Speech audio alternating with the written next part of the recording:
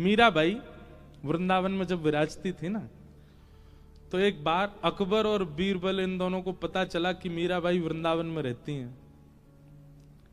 तो अकबर जो था ये सुनवैया अच्छा था, ये सुनने के लिए कुछ भी कर सकता था, अच्छा स्वर सुनने का बड़ा आदी था, उसको चस्का था सुनने का। मीराबाई बहुत सुंदर गाती थी। तो इसने बीरबल से कहा, बोले सुनो, हमने सुना वृंदावन में मीराबाई रहती हैं। हाँ, उनका स्वर सुनना है। तो बीरबल बोला, देखिए वृंदावन में किसी का भी स्वर आपको सुनना है तो आप बादशाह बनकर के तो नहीं सुन सकते, क्योंकि वृंदावन वाले जो हैं ये बादशाहों के लिए नहीं गाते, ये तो ठाकुर जी के लिए गाते हैं। तो आपको रूप बदल के, ऐसे ही एक और घटना भी आती है, वहां तानसेन के साथ अकबर गए थे स्वामी श्री हरिदास जी का स्वर सुनने के लिए। तो वहां तो ऐसा हो गया था कि तानसेन ने कहा कि देखिए हमारे स्वामी श्री हरिदास जी महाराज जी सबके सामने नहीं गाते, ये केवल ठाकुर जी के आगे गाते हैं, उनका स्वर सुनना है तो आपको मेरा सेवक बन के चलना पड़ेगा।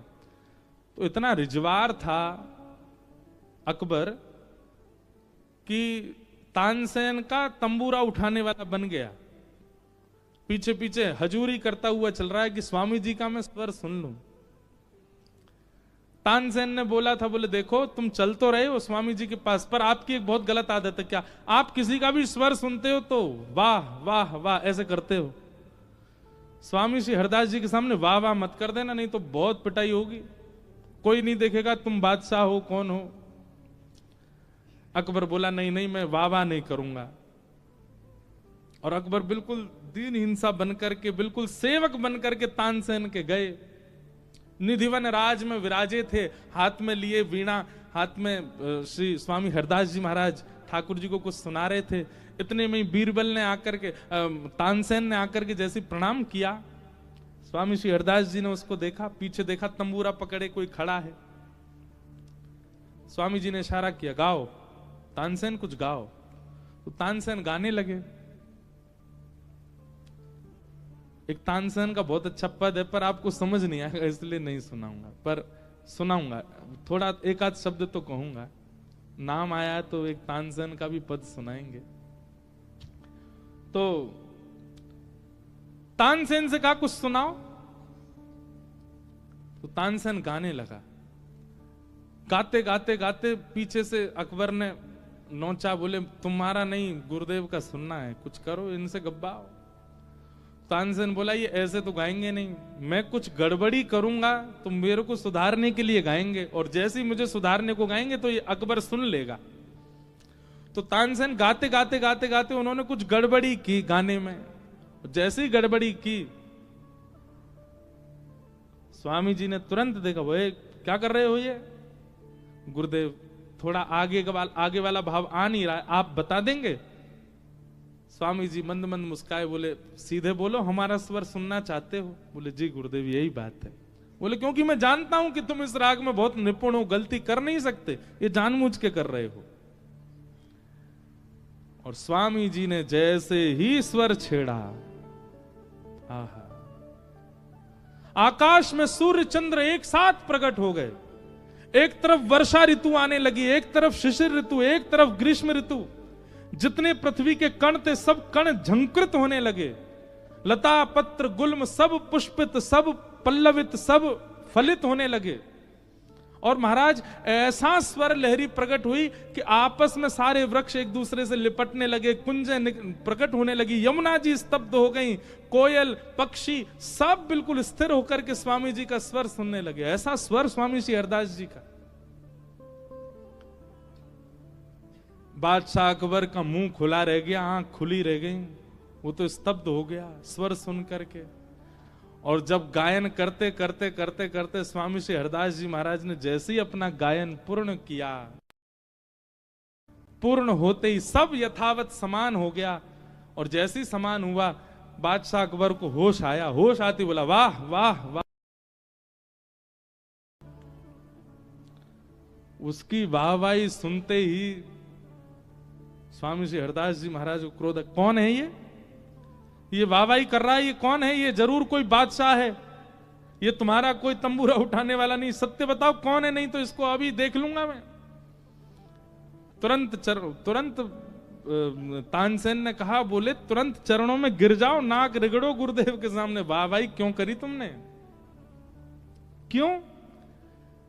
क्योंकि वृंदावन में रहने वाले किसी व्यक्ति विशेष को रिझाने को नहीं गाते, जी को रिझाने के लिए गाते हैं। वो व्यक्ति विशेष उस पर प्रशंसा कर दे, वो उनको स्वीकार नहीं।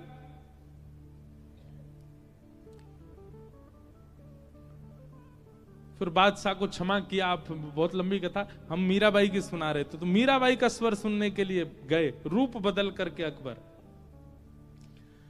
और जैसे सब लोग सत्संग करने आते थे मीराबाई के पास, सब लोग बैठे थे, पीछे दोनों आके बैठ गए, बीरबल और अकबर। मीराबाई ने एक झलक देखी बस, और उस एक झलक देखते ही मीराबाई अपना सत्संग करने लगी। सब लोग सुन रहे थे, सब लोग प्रणाम करके जाने लगे। जैसे ही अकबर बीरबल भी आए हाथ जोड़ के प्रणाम करने के लिए, मीराबाई के सामने जैसे ही झुके, तुरंत मीराबाई कहती हैं, एक जहां पना का इतना दीन होना यह बताता है कि वो सत्संग तो करता है। आप भले ही रूप बदल करके आए हैं, परंतु रूप बदल करके किसी सत्संग में आए हैं, इससे मुझे बड़ी प्रसन्नता है। अकबर हक्का बक्का रह गया, इनको कैसे पता, ये कैसे पहचान गई? अकबर कोई छोटा मोटा राजा तो है नहीं, उसके पास तो एक से एक पलस्तर करने वाले हैं। वो खूब रूप बदल के आया, पर मीराबाई पहचान गई। अकबर कहता है, ये विद्या आपके पास कहां से आई? तो मीराबाई कहती हैं, ये सत्संग की विद्या है।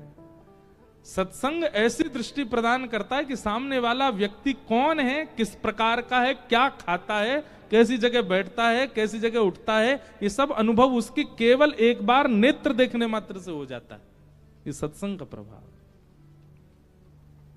आपके बैठने की अदब से पता चल रहा था कि आप जहां पना है, आप सत्संगी नहीं है। सत्संगी ऐसे नहीं बैठता जैसे आप बैठे थे।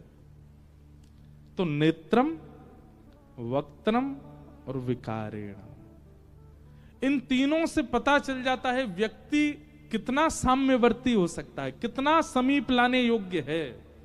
इसलिए जिनका ये प्रश्न है, उनसे हमारी प्रार्थना, सत्संग बढ़ाइए, परखने की भावना से नहीं, केवल सत्संग कीजिए। जैसे ही सत्संग आपके चित्त में आने लगेगा, आपको लगने लगेगा, जैसे घी लगता है शरीर को तो मोटापा बढ़ता है,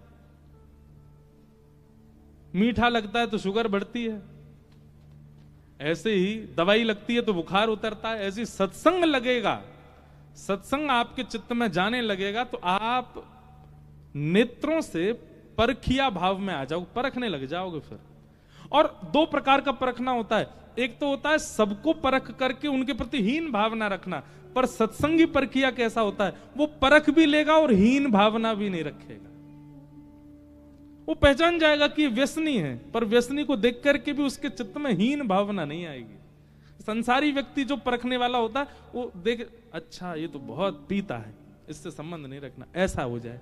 पर सत्संगी ऐसा नहीं होता, वो परखने के बाद भी त्याग नहीं करेगा, हां अति सामीप्य में भी नहीं लाएगा। तो जिनका ये प्रश्न था, बहुत अच्छा प्रश्न, ऐसे प्रश्न होने चाहिए कि सुनना, बोलने वाला, सुनने वाला और सबको समाधान मिले।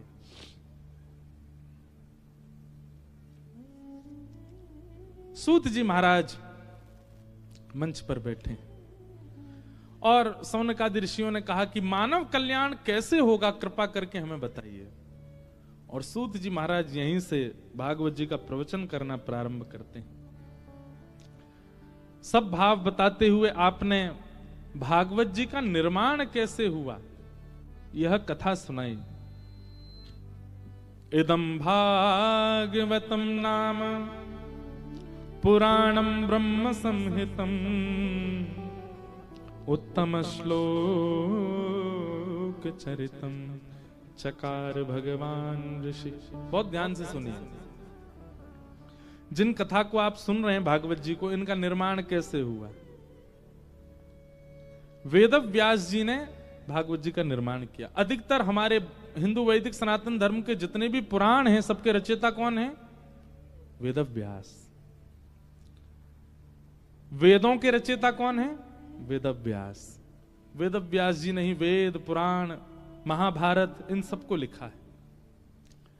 अब प्रश्न आता है, इतना सब कुछ क्यों लिख दिया? अन्य पंथ मजहबों में जाओ तो वहां एक ही ग्रंथ है, हमारे हिंदू वैदिक सनातन धर्म इतने सारे। कई बार तो मेरा इतना सिर घूम जाता है, 7 दिन कथा सुनने के बाद जैसे ही मैं कथा करके तो एक व्यक्ति बोला, महाराज जी आपकी भगवत गीता प्रवचन बहुत अच्छे लगे, हमने 7 दिन रोज सुने। मेरे मन में आती है, मैंने कहा अरे बावड़े, ये भगवत गीता नहीं थी, ये श्रीमद् भागवत थी। भगवत गीता अलग है, भागवत जी अलग हैं। कई लोग रामायण और रामचरितमानस में अंतर नहीं जानते। सुनने गए रामचरितमानस, पर क्या बोलेंगे, हम रामायण सुनने गए थे। अरे रामायण संस्कृत में लिखी है श्री वाल्मीकि जी ने, और रामचरितमानस श्री गोस्वामी तुलसीदास जी महाराज ने ग्रामीण भाषा में रचना की है, उसको रामचरितमानस कहते हैं। और रामायण वाल्मीकि जी के द्वारा लिखी गई उसको कहते हैं। इतना ही नहीं जानते हो, अपने आप को हिंदू कहते हैं हम लोग। गीता में, भगवत गीता में और भागवत में, और यहां पे भी ऐसे ऐसे महापुरुष अभी बैठे हैं 3 दिन से कथा सुनने, उनको अभी पता चला अच्छा ये गीता जी नहीं थी। यहां पे भी 2-4 ऐसे बैठे हैं, क्योंकि मुझे दिख गए ऊपर से, उनको अभी अभी पता चला अच्छा भगवत गीता नहीं है जो ये सुना रहे हैं। 1 लाख श्लोकों से युक्त महाभारत, और उस महाभारत में मध्य में कृष्ण ने अर्जुन को जो संवाद सुनाया वो है भगवत गीता। छोटी सी, केवल 700 श्लोकों से युक्त है। और जिन श्री कृष्ण ने अर्जुन को महाभारत के बीच में गीता सुनाई, वो कृष्ण कौन है, उनका परिचय और उनके स्वभाव का परिचय जहां है, वो है श्रीमद् भागवत। आप भागवत सुन रहे हैं, भगवत गीता नहीं। तो वेदव्यास जी ने सबकी रचना की, पर इतना क्यों लिखा? अब इसमें 2 बातें सुनिएगा।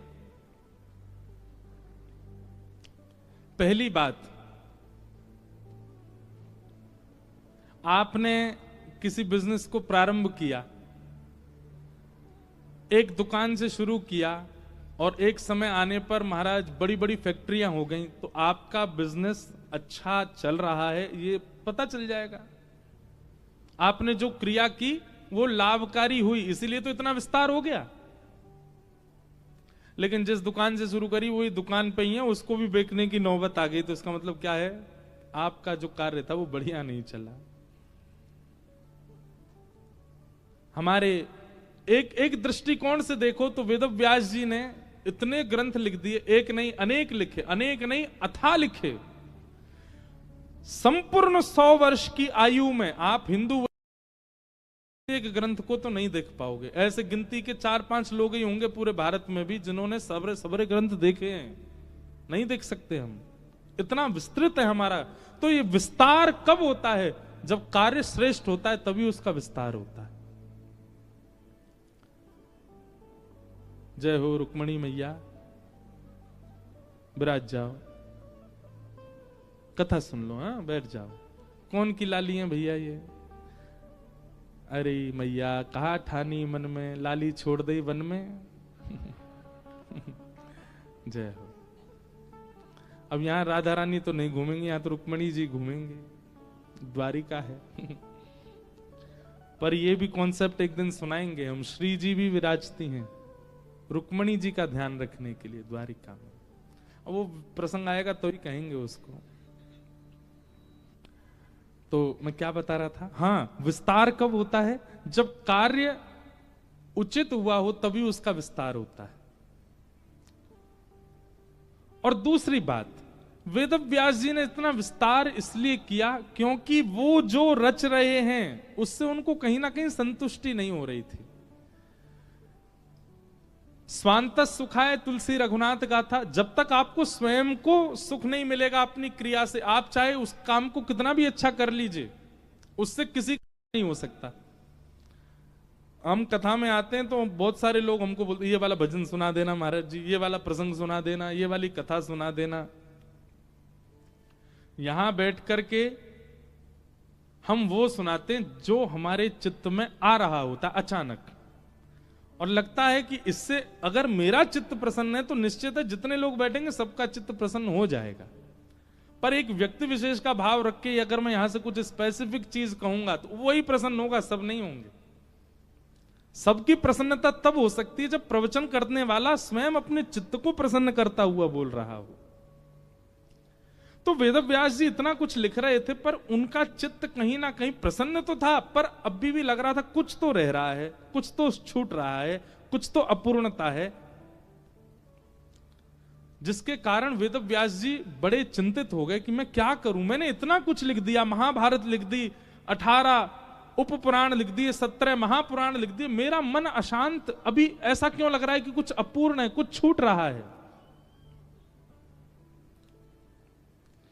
तभी वहां नारद जी का आगमन हुआ और नारद जी आकर के बोले, भगवान आप इतने उदास क्यों हो? तब वेदव्यास जी बोले, मैंने इतना कुछ लिख दिया, मेरे मन को शांति नहीं मिल रही है। तब नारद जी ने कहा, अशांति का कारण केवल एक है। बोले क्या? बहुत ध्यान से सुनिएगा, ये विषय बहुत अच्छा लगता मुझे। यहां जितने भी जॉब करने वाले बैठे हैं या जितने भी घर संभालने वाले बैठे हैं, सब ध्यान से सुनना। आप अपना पूरा पूरा दे रहे हो फिर भी मन अशांत है, कारण क्या है? कारण यहां नारद जी बता रहे हैं, आपकी पूर्णता है कार्य में, लेकिन फिर भी हृदय की अशांति का कारण केवल एक है। भवतानुदित प्रायम यशो भगवतो मलम ये नैवासौ न तुष्येत मन्ये तद्दर्शनम खिलम। नारद जी कह रहे हैं, व्यक्ति सब कुछ अर्पित करने के बाद भी अशांत क्यों है? बहुत ध्यान से सुनना, गंभीर बात है। उसने धर्म आचरण किया है, उसने अर्थ आचरण किया है, उसने काम आचरण किया है, उसने मोक्ष आचरण किया है। ये चतुर्विध पुरुषार्थ है, धर्म अर्थ काम और मोक्ष। आपने सब कुछ लगा दिया लेकिन फिर भी आपका मन अशांत क्यों है? क्योंकि आपने धर्म अर्थ काम मोक्ष चारों का आश्रय लिया, प्रेम का आश्रय नहीं लिया। कहीं ना कहीं आपकी शांति का कारण क्या है? आपके चित्त में प्रेम का अभाव। किसका अभाव? प्रेम का। चित्त में प्रेम नहीं है, इसलिए आपको आपकी हर क्रिया में अपूर्णता लगेगी। इसका एक उदाहरण दें, है तो बहुत सामान्य सा उदाहरण पर शायद समझ आ जाए। होटल में भोजन करने जाओ, 8-10 हजार रुपए का बिल बना करके इतनी सारी सब्जी रोटी विविध विविध प्रकार की रोटियां खा के आओ, आपके चित्त को पूर्णता का अनुभव तो होगा पर संतुष्टि का अनुभव नहीं होगा। पर वही घर में मां फूली फूली रोटी बनावे और हाथ की चटनी बना दे, बस और कुछ नहीं। चलो एक काम, एक और दाल बना दे बढ़िया वाली, केवल दाल चटनी और फूली फूली रोटी बढ़िया हाथ की बना करके आपको पवा दे, आपको संतुष्टि का भी अनुभव होगा और पूर्णता का भी अनुभव होगा। चित्त में एक अद्भुत शांति सी लगेगी। और विशेष रूप से यह अनुभव वो लोग कर पाते हैं जो बहुत बाहर रहते, जैसे मैं, हम पूरी दुनिया में रहते हैं ना, इधर से उधर जाते रहते हैं। हमको तो बहुत याद आती है कि कब घर जाएं, कब माँ के हाथ से कुछ पाएं। वो सामान्य सी चटनी पूरी दुनिया के व्यंजनों के आगे फीकी सी लगती। क्यों? क्योंकि आपने होटल में जो बनाया, वहां व्यक्ति जिसने भोजन बनाया वो कर्म करता हुआ, वो बस सब्जी बना रहा है, उसमें मसाले डाल रहा है, उसमें नमक डाल रहा है, उसमें सब्जियां डाल रहा है, रोटी बना रहा है, दुनिया भर की बातें कर रहा है। उसमें मेहनत है, परिश्रम है, वस्तु है, सामग्री है, प्रेम नहीं है। पर घर में जो मां प्रसाद बना रही है उसमें सामग्री भले ही ना हो पर प्रेम है। मेरा बेटा आया बहुत दिन बाद, इसके लिए कुछ बनाए, तो वो एक रोटी भी ऐसी लगती है अमृत तुल्य। चलो होटल की भी बात छोड़ो, घर की भी बात छोड़ो, मंदिर का प्रसाद पाओ, एक दिन पाना जरूर, कोई व्यवस्था बने तो। हाँ, राजभोग ठाकुर जी श्री द्वारिकाधीश जी का राजभोग जरूर पाना। क्यों? क्यों स्वाद आएगा उसमें? क्योंकि मंदिर की रसोई में बनाने वाले भी किसी व्यक्ति के लिए नहीं बना रहे हैं, वो किस भाव से बना रहे हैं? हमारे द्वारिकाधीश पाएंगे। मंदिर में कई सामग्रियों का प्रयोग नहीं होता, जैसे कई मंदिरों में टमाटर का प्रयोग नहीं होता, कई मंदिरों में बैगन का प्रयोग नहीं होता, कई मंदिरों में मूली का प्रयोग नहीं होता, गाजर लहसुन गार्लिक तो बनते ही नहीं। क्यों? मैंने एक बार यहीं हमारे द्वारिकाधीश मंदिर के पुजारी जी से पूछा कि मंदिर में कौन सी सामग्री प्रयोग होती है। उन्होंने एक उत्तर दिया, बस वही उत्तर ही पर्याप्त है। बोले जिसको पाने के बाद जो बर्ब्स आती है ना, जो हम लोगों को जो वायु पास होती है मुख से, वो दुर्गंध युक्त ना हो, ऐसी सामग्री ही ठाकुर जी को पवाई जाती। उसमें दुर्गंध, जिस वस्तु से दुर्गंध आ जाए या जिस वस्तु से एक गंध आवे, वो कोई भी सामग्री ठाकुर जी के प्रसाद में नहीं जाएगी। अब उन सामग्रियों का चयन करो जिसके बाद वायु जो मुख से आई है उसमें कोई गंध नहीं हो, वो ठाकुर जी को प्रसाद में जाती है, वो सामग्री जाती है। तो ये सामग्रियों का चयन क्यों किया गया? ठाकुर जी के सुख के लिए किया गया, इसीलिए प्रसाद अमृत तुल्य हो जाता है। अरे कहां तक कहें, पुजारी जी ने दिया, वो अगर हाथ से गिर भी गया ना मंदिर परिसर में, तो व्यक्ति वहां पे संकोच नहीं करता, उठा के तुरंत पा लेता है। आज सुबह ही हुआ, हमको माखन मिश्री बांट रहे थे, तो किसी को दिया, एक बूंद नीचे गिर गया, उन्होंने तुरंत लिया, पा लिया। और यही कहीं और गिर जाए, आदमी नहीं पाता। क्यों? क्योंकि वो प्रेम युक्त सामग्री वहां पर बनी गई है, ठाकुर जी के लिए बनी गई है, किसी व्यक्ति विशेष के टेस्ट बर्ड्स को सुख देने के लिए नहीं है, उसकी जिह्वा को प्रसन्न करने। तो सामग्री का चयन किस भाव से किया गया, उससे वह सामग्री सिद्ध हो जाती है, शुद्ध हो जाती है। अब हमने इतनी बड़ी बात समझाई, मूल बात ये, नारद जी वेद व्यास जी से कह रहे हैं, बोले व्यास जी आपने जितने भी ग्रंथ लिखे हैं, सब ग्रंथों का लक्ष्य क्या है? धर्म, अर्थ, काम और मोक्ष की प्राप्ति। धर्म की प्राप्ति, अर्थ की प्राप्ति, कामनाओं की पूर्णता की प्राप्ति और अंततो गत्वा मोक्ष की प्राप्ति। आपने केवल इन 4 बातों के लिए सब कुछ लिखा है, प्रेम की प्राप्ति के लिए कुछ नहीं लिखा, इसलिए आपका चित्त अशांत है। आपने प्रेम को केंद्र बिंदु बना करके कुछ नहीं लिखा, इसलिए आपका चित्त अशांत है।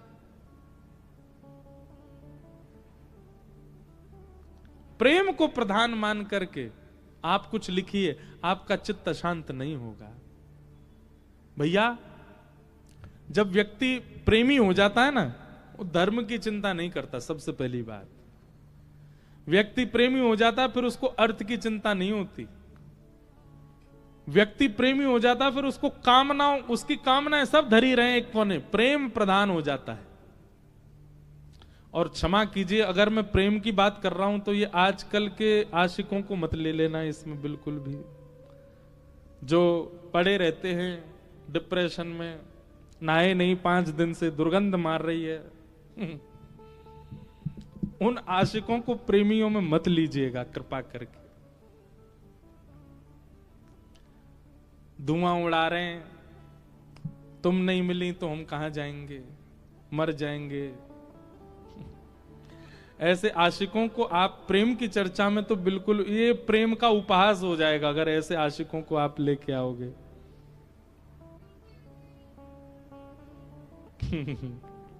मेरे को बातें तो बहुत आ रही हैं पर मैं नहीं कहूंगा, लोग बाग काट काट के दुनिया में फिर उसको डाल देते हैं। मिले हो तुम हमको बड़े नसीबों से। ये ऐसे आजकल के आशिक बोलते हैं। भाई प्रेम तो मीराबाई का देखो, देखो इनके रूप देखो, देखते ही शुद्धता का अनुभव हो जाता है। वो प्रेमी कैसा, जिस प्रेमी को देख करके भी मन में विचलनता आ रही हो, असहजता हो रही हो, वो प्रेम थोड़ी है। प्रेम तो वो कि उसका रूप देख करके जिसने देखा वह भी पवित्र हो गया, वो प्रेम है।